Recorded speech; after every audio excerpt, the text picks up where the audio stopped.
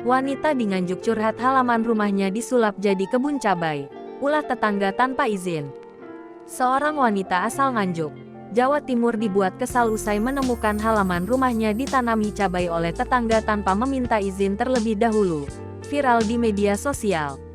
Diketahui, rumah tersebut tidak ditinggali atau sudah lama kosong. Namun ada tetangga usil yang memanfaatkan halaman rumah wanita itu untuk menanam pohon cabai. Akibat ulah sang tetangga, alhasil kendaraan milik wanita tersebut pun tak bisa masuk ke halaman.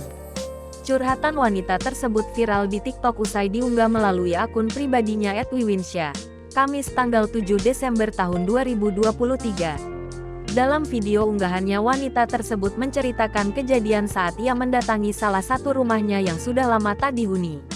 Wanita tersebut langsung kaget melihat halaman rumahnya yang seketika disulap menjadi kebun cabai.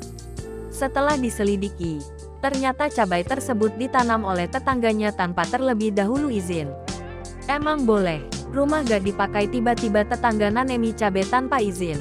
Pengen nangis tapi kok ya ketawa lihat kelakuan manusia gak tahu diri, tulisnya. Terlihat pohon cabai yang ditanam dalam polybag tersebut disusun hingga memenuhi halaman. Susunan pohon cabai tersebut bahkan sampai tepat di depan pintu masuk rumah.